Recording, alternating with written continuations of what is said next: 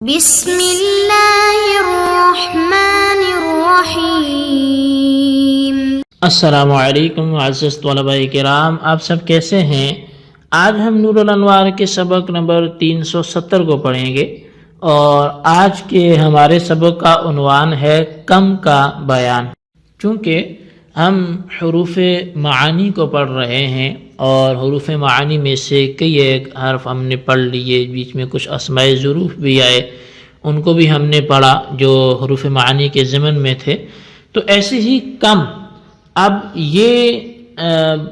ہے تو یہ بھی اس میں عدد ہے، لیکن اس کو بھی حروف معانی میں بیان کیا گیا۔ تو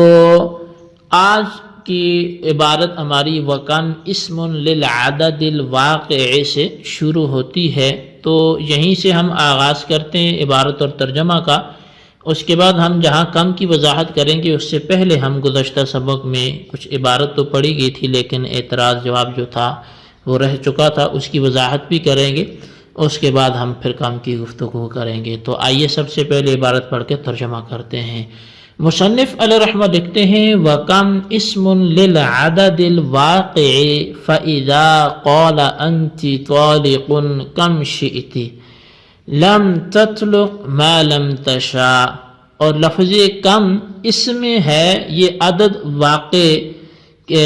واقع کے لیے موضوع ہے۔ تو عدد واقع کے لیے موضوع یہ اسم ہے۔ جب کسی نے انت طالقن کم شئتی کہا تو وہ متعلقہ نہیں ہوگی، اس کو طلاق نہیں ہوگی جب تک کہ وہ نہ چاہے، لأنه لما كان اسما للعدد الواقع الموجود في الخارج ولم يكن في الخارج هاهنا عدد حتى يسأل عنه أو يخبر عنه لتكون استفهامية أو خبرية، فلا بد أن يستعار بمعنى أي عدد شئت، وهو تمليك يقتصر على المجلس، فكأنه قال إن شئت واحدة فواحدة، وإن شئت ما زاد فما زاد عليها، فإن شاءت في المجلس يقع الطلاق على حسب نية الزوج وإلا لا۔ فرمایا کہ اس لیے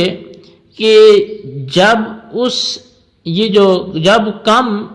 اس عدد کا اسم ہے کہ جس کا وجود خارج میں ہوتا ہے،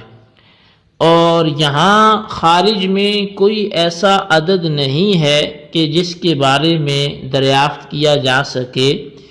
یا اس کے بارے میں خبر لی جا سکے تاکہ وہ استفہامیہ یا خبریہ ہو سکے،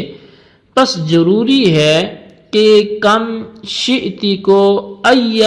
عدد شئتی پر محمول کیا جائے اور اس کے معنی میں مستعار لیا جائے۔ اور یہ قول تملیک ہے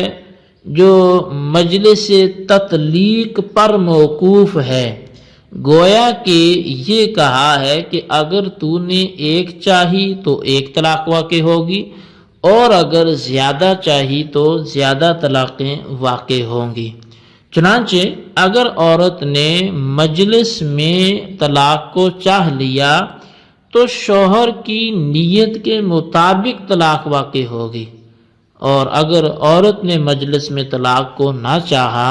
تو پھر طلاق واقع نہیں ہوگی۔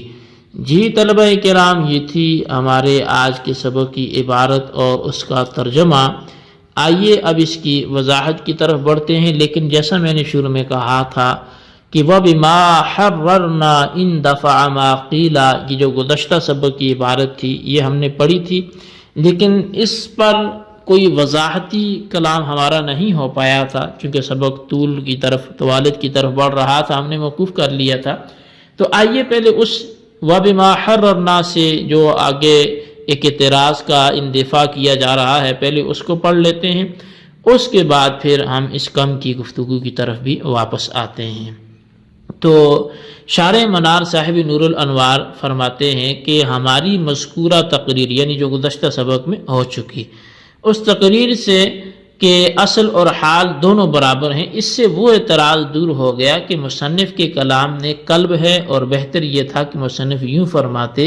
کہ اس کی اصل اس کے حال اور وصف کے مرتبہ میں ہے، لہٰذا وصف کے معلق ہونے سے اصل بھی معلق ہوگا، یعنی اصل کو حال اور وصف پر قیاس کیا جاتا، حالانکہ متن میں اس کا برعکس ہے۔ اور یہ اعتراض اس لیے دور ہو گیا کہ جب حال اور اصل ایک شے کے مرتبے میں ہو گئے اور دونوں یکساں اور برابر ہیں تو ان میں سے ہر ایک نے دوسرے کا حکم لے لیا۔ اب اصل کو وصف کے مرتبے میں قرار دیں اور اس پر قیاس کریں، یا وصف کو اصل کے مرتبے میں قرار دیں اور اس پر قیاس کریں، دونوں برابر ہیں۔ حضرت امام اعظم امام ابو حنیفہ رحمۃ اللہ علیہ صاحبین کی تقریر کا جواب دیتے ہوئے فرماتے ہیں، جو گزشتہ سبق میں چونکہ عنوان ہی صاحبین کے مذہب پر تھا،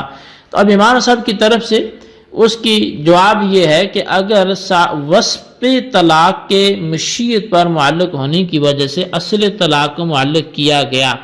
تو اس صورت میں اصل کا وصف کے تابع ہونا لازم آئے گا، اور اصل کا وصف کے تابع ہونا چونکہ خلاف قیاس ہے، اس لیے یہ ہرگز معتبر نہیں ہوگا۔ اب نور الانوار کے حاشیہ نگار نے صاحبین کے مذہب کو راجح قرار دیتے ہوئے کہا کہ احوال طلاق کے لیے لازم ہے اور طلاق ملزوم ہے، اور شوہر نے طلاق کے تمام احوال کو عورت کی مشیت پر معلق کیا ہے، لہذا طلاق بھی عورت کی مشیت پر معلق ہوگی، اس لیے کہ انتی طالقن کیف شئت کہنے کے بعد اگر طلاق کیفیت اور حال کے بغیر واقع ہو تو یہ محال ہے، کیونکہ اس صورت میں ملزوم یعنی طلاق کا لازم یعنی احوال سے جدا ہونا لازم آئے گا، اور اگر کیفیت اور حال کے ساتھ واقع ہو تو یہ شوہر کے قول کے خلاف ہوگا، کیونکہ شوہر نے تمام احوال کو عورت کی مشیت پر معلق کیا ہے، فوری طور پر ان کو واقع نہیں کیا۔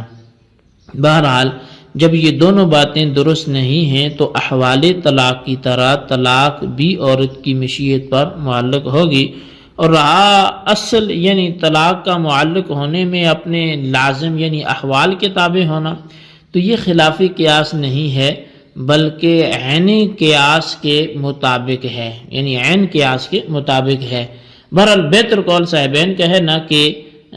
امام اعظم امام ابو حنیفہ رحمۃ اللہ تعالی علیہ کا یہ محشی کی ایک گفتگو تھی اور محشی کا تبصرہ تھا۔ بہرحال اب ہم اس بات کو کلوز کرتے ہیں اور کم کی طرف بڑھتے ہیں۔ حروف معانی میں سے ایک لفظ کم ہے، اور لفظ کم اس عدد کا در حقیقت نام ہے جس کا وجود خارج میں ہوتا ہے، یعنی عدد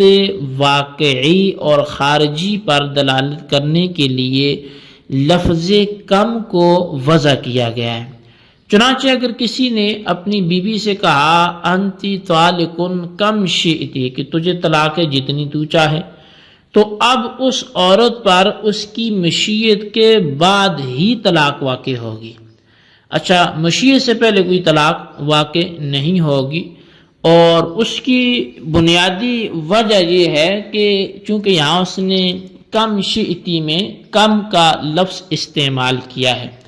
اور کم کی دو قسمیں ہیں، ایک کم استفہامیہ ہوتا ہے اور دوسرا کم خبریہ ہوتا ہے، اور یہ بات پہلے بیان ہو چکی کہ کم اس عدد کا نام ہے جس کا وجود خارج میں ہوتا ہے، اور یہاں خارج میں ایسا کوئی عدد موجود نہیں انتی تعلقن کم شئتی میں کہ جس کے بارے میں دریافت کیا جائے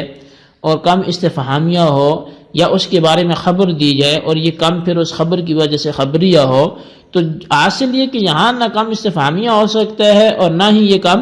خبریہ ہو سکتا ہے، اور یہاں جب کم استفہامیہ اور خبریہ دونوں نہیں ہو سکتا تو یہ کم مجازن شرط کے معنی میں ہوگا، اور سابقہ قول کا مطلب یہ ہوگا کہ انتی طالقن علی ای عدد شئتی، پس قائل جو ہے اگر علی ای عدد شئتی کی صراحت کر دیتا تو یہ شرط ہوتا، لہذا جو کلام کم شئتی اس کے معنی میں ہے وہ بھی شرط ہوگا، اور وقوع طلاق عورت کی کسی عدد کے چاہنے پر معلق ہوگا۔ گویا شوہر نے یہ کہا کہ اگر تو ایک طلاق چاہے تو تجھ پر ایک طلاق واقع ہو، اور اگر زائد چاہے تو زائد واقع ہو، لیکن یہ یاد رہے کہ عدد طلاق کو عورت کی مشیت پر معلق کرنے کے باوجود عورت کے فعل کا شوہر کی نیت کے موافق ہونا ضروری ہے۔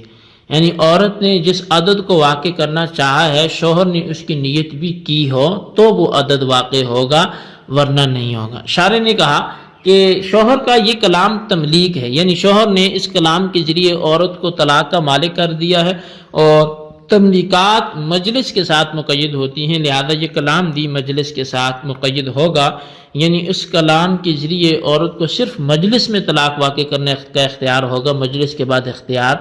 نہیں ہوگا۔ جی طلبہ کرام، یہ تھی ہمارے آج کے سبق کی عبارت، اس کا ترجمہ، اس کی وضاحت، اس کو اچھی طرح سمجھے، اس کے خلاصے کو رجسٹر پر لکھیں،